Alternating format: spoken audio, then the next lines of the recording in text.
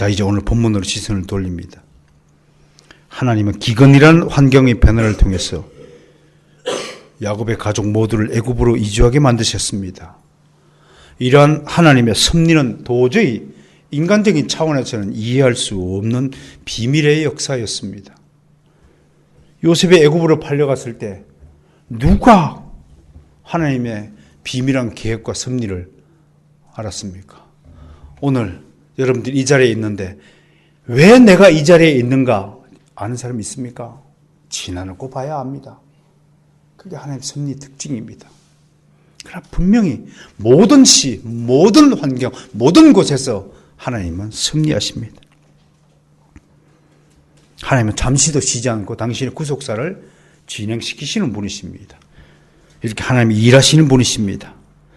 영원부터 영원까지 하나님은 잠시도 쉬지도 않으시고 졸지도 않고 주무시지도 않으신 분이십니다. 지금도 일하시는 분입니다. 그래서 하나님은 우리의 게으름에 대해서 각별히 경고를 많이 하셨습니다. 게으른 사람은 하나님의 파트너가 될 수 없습니다.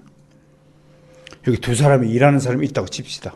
한 사람은 굉장히 부지런히 맡은 바 역할을 충실히 잘 감당하는데 한 사람은 제때 나타나지도 않고 일을 해도 딴짓을 하고 보조도 못 맞추고 하는 집마다 일을 하는 것이 아니라 일을 만들기나 하고 어그러지고 불평이나 하는 이런 사람이 있다고 치면 어떤 사람도 그 사람과 같이 일하려 들지 않을 것입니다. 천국에는 뺀질이 방이 하나 좀 있었으면 좋겠어요. 군대 가면 꼭 어디 가면 뺀질이들이 꼭 있어요. 뺀질 요리조리 핑계대고 빠지고 남들 다 할 때 혼자 빠지고 천국은 뺀질이 방이라고 하나 있으면 좋겠어요. 내가 하나님께 특별 기도를 해야 되겠어요. 얄밉잖아요. 예? 얄밉잖아요. 하나님은 그런 사람이 편이 아닙니다. 하나님의 구속사는 일하는 자들의 역사입니다. 우리가 지금 다루고 있는 요셉을 보세요. 가나안에서 요셉이 어떤 사람이었습니까?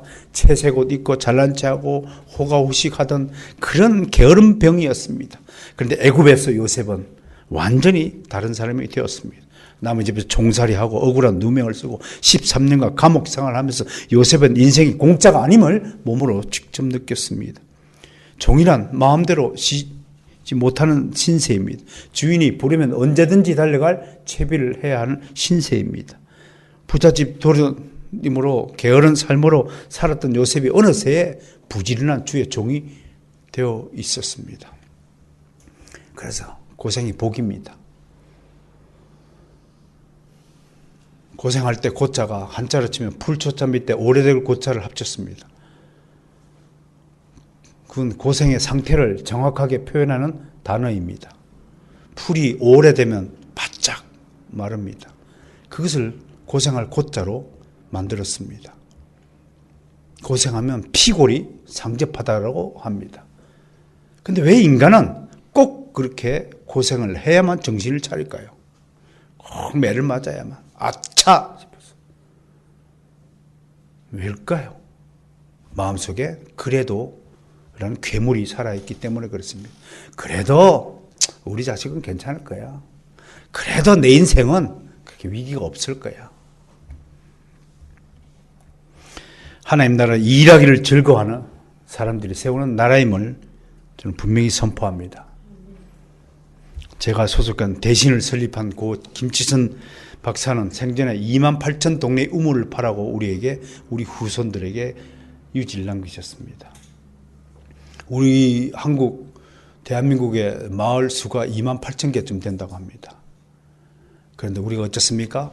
28,000개는 그냥 10,000개도 못 봤습니다. 후손들이요. 하나님의 땀 흘린 자의 편이십니다. 일하지 않는 자는 먹지도 말라고 하였습니다. 우리가 요셉에게서 배울 점이 바로 이것입니다. 요셉은 매우 성실한 사람이었습니다. 성실한 사람은 자신에게 주어진 일을 책임감 있게 수행하는 사람입니다. 뿐만 아니라 성실한 사람은 자신에게 주어진 일을 창의적으로 해결하는 사람입니다. 창의적이라는 것은 다른 사람의 형편을 잘 헤아린다 이겁니다. 보디발 주인 집에 살 때 보십시오. 요셉 요셉이 왜 가정 총무가 돼서 왜 보디발이 요셉에게 모든 걸 다 맡겼느냐면 모든 것을 다 맡겨도 될 만큼 모든 일을 척척척 지혜롭게 창의롭게 잘 처리했다는 것입니다. 주인이 필요한 것을 미리 알고 탁 부르기 전에 이미 대령할 수 있는 사람이 최고의 일꾼이라고 하지 않습니까? 감옥에서도 마찬가지로 요셉은 그곳에서도 감옥 총무가 되었어. 총무자를 우습게 보면 안 됩니다. 총무자리 잘하면 총리 되는 것을 요셉에게서 우리가 배울 수 있잖아요. 감옥에서도 깔끔하게 일을 잘 처리했습니다. 여러분 감옥에 가보면 일할 게 없는 것 같죠? 굳이 저의 사례를 말하지 않더라도 감옥에 가면 할 일이 많습니다. 특히요 까탈스러운 한 사람을 뒤치다 가는 것은 평범한 사람 몇 배나 손이 가는 법입니다. 이런 인간은 정말 말을 잘 듣지 않고 제 마음대로 하기 일수입니다. 이런 제멋대로 인간은 자랄 때 아무런 통제장치 없이 제 하고 싶은 대로 자랐기 때문에 이렇게 되는 것입니다. 그런데 요셉은 이 모든 일을 성실하고 책임감 있게도 창의적으로 지혜롭게 잘 처리했다는 교훈을 삼아서 부지런합시다. 오늘 본문에서 배워야 될 첫 번째 교훈은 부지런해야 한다. 하나님 나라는 게으른 사람들이 가는 곳이 절대로 아니라는 사실을 깨달으시기 바랍니다. 그리고 자기 자신에게 주어진 일을 성실하게 수행할 수 있는 책임감도 굉장히 중요하다 말할 것입니다. 두 번째로 살펴봐야 될 것이요, 요셉뿐만 아니라 요셉을 총리직에 중용한 바로 왕도 훌륭한 사람이라는 사실을 깨달아야 합니다. 여러분, 신하는 자기를 알아주는 군주에게 충성한다는 말이 있습니다. 나를 알아주는 사람에게 충성하는 법입니다. 위대한 사람은 사람을 알아보는 능력이 있습니다. 바로왕을 생각하면 저는 참 대단한 사람이라는 생각이 듭니다. 그럼 어떻게 하여 요셉이라는 인물을 총리직에 앉힐 생각을 했을까요? 요셉은 지금요, 자기 주인의 아내를 급탈하려 한 혐의를 받고 감옥에 갇혀있는 죄수의 신분을 가진 사람입니다. 그런데 그런 죄수를 알아보고 풀어주고 총리직에 앉혔다? 그게 보통 사람입니까? 아니올시다. 보통 사람이 아닙니다.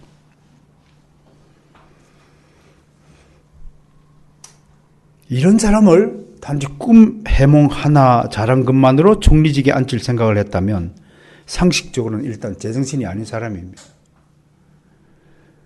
분명히 바로는 요셉에게서 다른 사람이 보지 못한 탁월한 부분을 발견한 것입니다. 제가 발견한 단초를 여러분에게 소개합니다. 왜 바로 왕이 무엇을 근거로 요셉을 총리직에 앉힐 생각을 했을까? 이것이 오늘 여러분에게 전하고자 하는 하나님의 메시지입니다. 우리는 이 구절들을 통해서 세 가지 정보를 얻을 수 있습니다. 첫 번째, 오늘 보면 41장 15절 16절이었습니다. 제가 읽어드리죠. 바로가 요셉에게 이르되 내가 한 꿈을 꾸었으나 그것을 해석하는 자가 없더니 들은즉 너는 꿈을 들으면 능히 푼다 하더라. 요셉이 바로에게 대답하여 이르되 내가 아니라 하나님께서 바로에게 편안한 대답을 하시리라. 여기서 바로는요, 요셉이 해몽의 능력을 가진 자를 알고 있었습니다. 그런데 보통 사람 같으면 그런 능력을 과시할 텐데, 내가 이 정도나 되는 사람입니다. 과시할 텐데. 뜻밖에도 요셉은 그 능력의 공을, 근원을 하나님께로 돌리고 있습니다.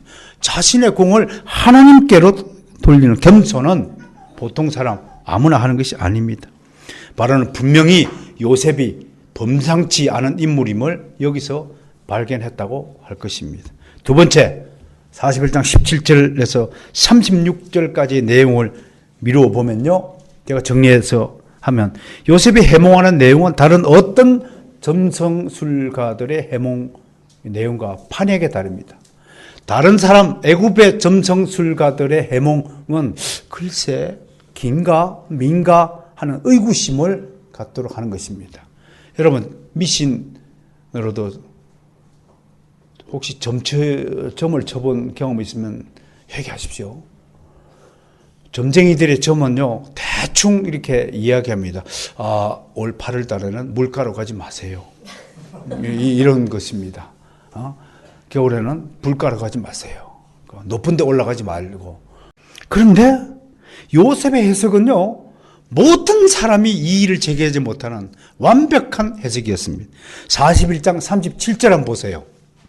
41장 37절 보세요. 요셉이 해몽을 하니까 바로왕뿐만 아니라 어떻게 해요? 모든 신하들도 다 끄덕였어요. 다 인정하는 거예요. 이게 성령의 사람과 세상의 사람의 차이가 됩니다. 그래서 목사님들이 하시는 예언과 점쟁이들한 예언은 판이하게 다른 종류의 것이라는 것을 분명히 말합니다. 아마 바로는 요셉의 입에서 술술 풀려나오는 해석의 내용에 완전히 홀려가지고 속이 얼마나 답답했을까요? 근데 그게 빡 뚫리는 시원함을 느꼈을 겁니다. 그러니까 그냥 요셉 팬이, 광팬이 한순간에 되어버린 것입니다. 저도 말을 좀 더 잘했다면 훨씬 더 많은 무리 앞에서 좀 잘난 체하고 그랬었지 않을까 싶어요. 근데 말을 좀 어눌하게 하신 하나님께 너무 감사드려요. 여러분 그렇게 생각하지 않으신가요? 이만한 쌍판대기에 이렇게 했더라면 인기도 끌었을 텐데. 그런데 그런 인기 받는 길로 들으시지 않게 은밀하고 세밀하게 하나님과 정말 친밀한 동행을 하는 삶을 살도록 하신 은혜에 정말 감사드립니다. 세 번째요. 38절 보세요. 41장 38절. 성령의 역사가 개입됐다는 것을 알 수 있습니다. 바로가 그 신하들에게 이르되 이와 같이 하나님의 영에 감동된 사람을 우리가 어찌 찾을 수 있으리요. 세상 사람도요. 성령 충만한 사람을 알아보는 법입니다. 여러분 지나가는데 저보고 에이 목사 같지 않아. 그러면 전 실패한 인생입니다. 근데 감사하게도 열이면 9번 목사라고 알아보더라고요. 혹시 그러면 이제 예 맞습니다. 묻지도 않았어요. 목사님이랑 묻지도 않아요. 혹시 예 맞습니다. 그래요 제가. 세상 사람들도 성령 충만한 사람, 성령의 역사를 알 수 있다고 하는 것입니다. 이 구절에서 얼마나 놀라운 일입니까? 이렇게 볼 때 바로왕도 대단한 사람임에 틀림없습니다. 살면서 우리는 이런 탁월한 세상 사람들에게서 도움을 받고 살게 됩니다. 그들에게도 감사합시다. 그래서 예수님은 우리들로 그가 택함을 받았든지 안 받았든지 믿든지 안 믿든지 무조건 이웃을 내 몸같이 사랑하라는 교훈을 남기신 것입니다. 아무튼 요셉은 참 성실하고 책임감 있고 탁월한 지혜와 능력을 소유한 사람으로서 많은 사람들을 살리고 많은 사람들에게 유익을 끼친 위대한 하나님의 사람이었습니다. 성경은 이렇게 위대한 믿음의 영웅들이 소개되어 있습니다. 그중에 저는 특별히 요셉이라는 인물을 더욱 자세히 관찰하고 담기를 소원합니다. 제 이름도 요셉이라는 뜻입니다. 요셉은 은혜를 더해주다 하여서 제 이름이 최더함이라는 이름이 주어졌습니다. 저는 다른 인물들도 하나같이 훌륭한 인물들이지만 저는 요셉은 좀 더 큰 인물이다 그렇게 소개하고 싶습니다. 왜냐하면 많은 사람에게 영향력을 끼쳤으니까요. 전 애굽의 백성들을 먹여 살린 장본인이니까요. 물론 많은 사람에게 영향을 끼친 사람은 모세도 있습니다. 그러나 요셉을 제도권의 지도자라면 모세는 제약권의 지도자라고 할 수 있을 것입니다. 바깥에서 이렇게 쳐다보면 안에서 일하는 사람들이 답답하고 뭐 저렇게 저 정도밖에 못해 라고 생각되어진 일들이 많습니다. 나라인들 걱정하는 그 심정은 제가 이해하지만 우리가 국회의원들이나 정치인들 함부로 비판하면 안 됩니다. 당신이 직접 해보세요. 당신은 그 반의 반도 못합니다. 실상 직접 일을 해보면 쉬운 일이 하나도 없음을 알 수 있습니다. 그러니까 상대방을 좀 헤아려 줍시다. 내가 하는 거, 내가 당한 고생이 최고의 고생이 아니라 모든 사람 땅 위에 발을 딛고 있는 모든 존재는 다 사연을 가지고 있다고 하는 것입니다. 그러니까 그리스도인이 좀 넉넉해야죠. 좀 헤아려주고 이해해주고 그럴 수도 있겠구나. 그걸 기도해 주는 겁니다. 하나님, 나라의 위정자들을 지켜달라고. 우리는 무슨 문제가 생기면 한 사람에게 그냥 뒤집어 씌우기 잘하잖아요. 자, 이런 요셉을 보시고 하나님이 어찌 축복하지 않겠습니까? 네이마르가 문제입니까? 하나님이 오늘 요셉에게 어떤 최고의 선물을 베풀었습니까? 이렇게 완벽하게 하나님 마음에 들고 이렇게 자신에게 주어진 일을 책임감 있게 성실하게 끝까지 임무를 수행하여서 한 이 요셉에게 어떻게 축복하시겠습니까? 오늘 본문 16절 보십니다. 16절 보세요. 모든 사람이 기뻐했다고 했습니다. 보통 사람들은 남 잘 되는 거 싫어하잖아요. 사촌이 노는 사도 배가 아프잖아요. 바로는 그렇다 치더라도 바로의 신하들 중에는 요셉이 잘 되는 것을 배 아파하고 시기 질투하는 신하들은 분명히 있었을 것입니다. 그런데 어느 날 요셉의 가족이 애굽으로 이주를 한 거예요. 요셉이 너무너무 잘 되는 거예요. 이 소식이 곧바로 바로의 궁에도 전달되었어요. 여기서 우리는 참으로 놀라운 반응을 보게 됩니다. 오늘 보면 16절이 그걸 증명합니다. 바로의 궁에 야곱 일행이 애굽에 왔다는 소식이 들리죠. 어떻게 되어 있어요? 바로와 그의 신하들이 기뻐하고 라고 성경 기록하고 있습니다. 신하들까지 진심으로 요셉의 가족 상봉을 기뻐했다는 것입니다. 이럴 수 있습니까? 대단한 축복입니다. 하나님의 성령이 개입하지 않고는 이런 반응이 나타날 수가 없습니다. 기뻐하다, 히브리어로 야타보인데요. 시편 69장 32절에 꼭 같은 단어가 쓰인데 이때는요, 공고한 자가 이를 보고 기뻐하나니라고 그랬습니다. 무거운 짐진 자가 짐을 내려놓으니 할 때 그 상쾌함을 표현한 단어가 바로 야타브입니다. 그만큼 진심으로 요셉이 잘된 것을 바로 왕과 그 신하들, 우리로 치면 오히려 세상 사람들이 우리 교회가 잘된 걸 보고 할렐루야 박수를 쳤다고 하는 것입니다. 가능할까요? 불가능합니다. 오직 하나님이 주신 최고의 축복이기 때문에 이런 일이 가능하다는 것을 오늘 본문에서 분명히 아셔야 합니다. 두 번째, 18절 보세요. 온 가족을 애굽으로 다 데리고 오라라고 명령했습니다. 우리나라는 전쟁을 겪는 바람에 남과 북에 흩어져 사는 가족들이 많죠. 이른바 이산가족이라고 하죠. 가족이 불행한 사건으로 헤어져 산다는 것은 큰 고통입니다. 바로 왕의 위대함은 여기서도 드러납니다. 바로 왕은 요셉의 마음 한켠에 가족에 대한 애틋한 그리움을 있다는 것을 알고 있었던 것입니다. 이렇게 위대한 인물은 다른 사람의 형편을 헤아릴 줄 아는 능력을 가지고 있다는 것입니다. 헤아림은 매우 이타적인 사람의 특징입니다. 성경은 그리스도인들이 바로 이런 능력을 가지고 살기를 희망하고 있습니다. 바로왕이 왜 위대합니까? 바로왕이 위대한 것이 아니라 하나님이 바로왕의 마음을 붙잡아서 그 요셉이 보고 싶은 가족들을 바로왕으로 하여금 알게 하고 그를 통하여 애굽으로 이주케 한 것입니다. 이산가족 상봉이 드디어 이루어진 축복을 받았습니다. 아마 요셉에게 이것보다 더 기쁜 소식은 없었을 것입니다. 잃어버린 아들을 정확하게 20년 만에 다시 아들을 만나게 된다고 쳐보십시오. 여러분들이 야곱이라 생각해 보세요. 20년 전에 그렇게 사랑하는 요셉, 채색을 입혀갖고 크미야 오기야 길렀던 그 아들이 짐승에게 찢겨서 죽었다는 잘못된 정보를 가지고 20년 동안 아들을 가슴에 묻고 살았던 야곱은 드디어 내 아들이 살았다는 소식을 듣고 애굽으로 달려온 것입니다. 이것이 자그마한 일이라고요? 하나님이 준 최고의 선물이라는 사실을 우리 분명히 알 수 있습니다. 마지막으로 18절. 그뿐인 줄 아세요? 하나님이 마음에 들면요, 최고의 선물을, 모든 것을 여러분에게 주기를 원하시는 분들 믿으시기 바랍니다. 애굽에 좋은 땅을 주겠다고 약속하고 있습니다.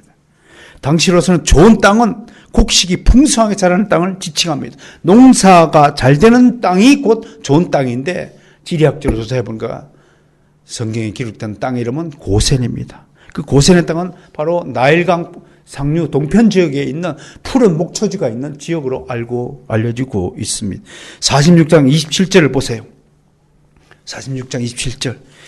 야곱이 유다를 요셉에게 미리 보내어 자기를 고센으로 인도하게 하고 다 고센 땅에 이르니, 정확한 위치는 모르지만 아무튼 나일 강변에 있는 가장 좋은 땅으로 우리는 알 수 있습니다.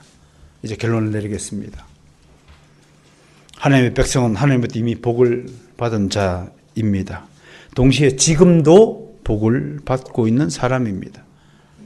성경에서 복은 보편적이고 경건한 자녀에게 주시는 하나님의 선물입니다.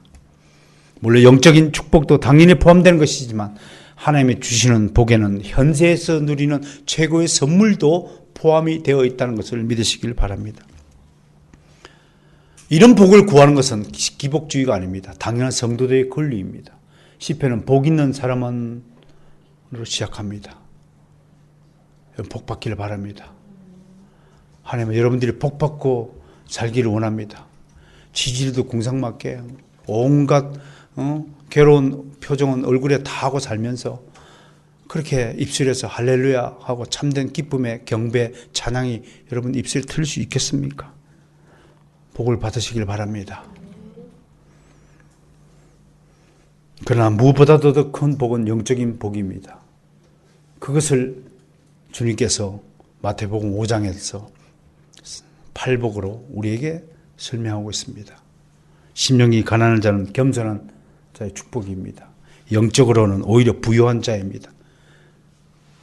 애통하는 자는 내 이웃을 내 몸같이 사랑하시는 말씀대로 이웃의 희로애락을 그냥 스쳐 지나가지 않는 사람이, 이게 복이라고 하는 겁니다. 다른 사람의 일을 무감각하게 아무 느낌이 없는 사람은 이 애통의 복을 받지 않은 것입니다. 천국은 애통한 자의 것입니다. 애통하십시오. 제가 아파서 몸져 누우면 저를 애통해 주시기 바랍니다. 그게 저를 사랑하는 표시라고 저는 믿겠습니다. 온유한 자는 강팍한 고집과 무지로 인해서 돌같이 굳어진 마음이 부드러운 살 같은 마음으로 바꾸어지는 것을 받은 은혜를 바로 온유한 자의 축복이라 하는 것입니다. 고집 말도 없이 센 사람들이 있습니다. 절대로 평생에 단 한 번도 아내의 말을 듣지 않는 남편이 있었습니다. 얼마나 고집이 센지. 마누라 말 잘 들으면 자다가도 뭐가 생겨요? 왜 그럴까요? 떡은 누가 만들어요? 마누라가 만들어요. 남편이 만드는 거 아니에요. 아니, 만드는 사람한테 잘 보여야 떡이라도 얻어먹죠. 자기보다 수준이 높은 사람의 말을 들어야 일이 술술 풀릴 거 아니에요? 나보다 더 영어 공부를 못하는 사람에게 영어를 배우는 바보 같은 학생이 있나요? 선지자들의 말을 들으면, 구약의 백성들 선지자의 말을 잘 듣는 백성은 복을 받은 것이잖아요. 근데 왜 말을 안 들어요? 왜 그럴까요? 속에 뭐가 있다고요? 그래도라는 귀신이 있어. 그래도 나는 그렇게 살 거야. 그 귀신 안 떼어나면 평생 고생하는 거예요. 평생 무한질주하다가 부딪히는 거예요. 따라서 합시다. 그래도 귀신을 예수 그리스도 이름으로 쫓아내자. 이놈의 그래도가 있으면 절대로 순종이 안 돼요. 절대로 목사님 말대로 살지 않아요. 하나님의 말씀대로 살지 않아요. 그래도 그건 성경 말씀이고 어떻게 우리가 성경대로 다 살 수 있어? 대충 살아야지. 그게 대충 귀신입니다. 대충이라는 기생충이 우리 안에 살아요. 제일 무서운 기생충이 뭐라고요? 대충이라는 기생충입니다. 그거 떼어내지 않으면 불가능합니다. 볼장 다 본 겁니다. 의에 줄이고 목마른 자는 진리에 깨달은 것이고요. 긍휼히 여긴 자는 다른을 불쌍히 여기는 복을 받은 것이고요. 마음이 청결한 자는 정직한 영을 받은 사람이에요. 어릴 때 그렇게 저도 거짓말을 많이 했어요. 진짜 많이 했어요. 용돈이 필요하니까 왜 없는 창고서는 그렇게 잘 만들어내는지 창고서 사야 된다고 부모님한테 돈 타가지고 사탕 사먹고, 우리 때는 또 라면 땅이 나왔어요. 라면 땅 과자 그거 사가지고 막 먹고, 응? 또 꼴에 또 어릴 때부터 여자는 알아가지고요. 여자한테 잘 보일 거라고 들키는 거 머리에 발아가지고 빼주겠다는 생각들이 있습니다. 화평하게 하는 자는 하나님의 아들이라는 신분의 복을 받은 자이고, 의를 위하여 박해를 받은 사람은 천국에서 하나님 보다 가장 가까이에 위치하는 복을 받은 자임을 믿으시기 바랍니다.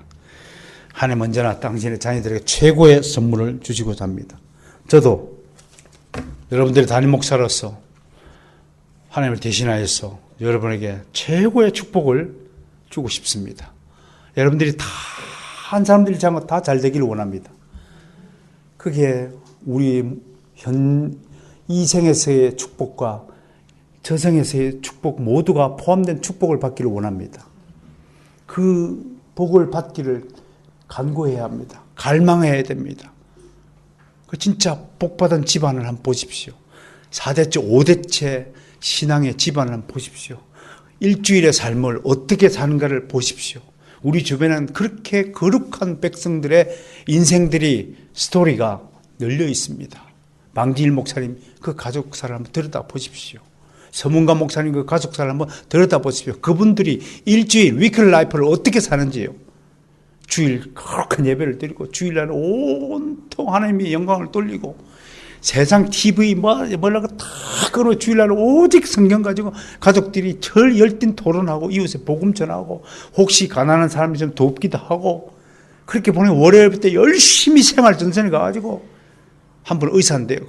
아들 하나 열심히 하는데 돈 없다 그러면 그냥 다음에 주세요. 그렇게 가는 거예요. 세상 사람들, 세상 의사가 보면 그 병원은 다음 달 문 닫아야 돼요. 근데 문이 닫힙니까? 여러분 경동시장에 그 황 권사님 간증 얘기 들으셨나요? 옆집 가게는 365일 단 추석 기간에도 쉬지 않고 가게문을 열었는데도 이분은 새벽마다 문 닫아, 수요일마다 문 닫아, 금요일마다 문 닫아, 주일마다 문 닫아. 문 닫는 것이 더 많아 보이는데도 매출은 2배 이상 더 많다는 이 비밀 역사 아시나요, 여러분? 이게 믿음의 역사입니다. 이게 우리의 사람의 수준을 뛰어넘는 것이 하나님의 역사입니다. 여러분들이 머리로 이해가 되는 하나님이라면 그런 하나님은 우리에게 필요 없습니다. 우리는 절대로 하나님을 이해할 수 없습니다. 우리는 하나님을 믿을 수밖에 없습니다. 하나님의 믿음의 복을, 최고의 축복을 받는 한 주가 되시길 주님 축원합니다.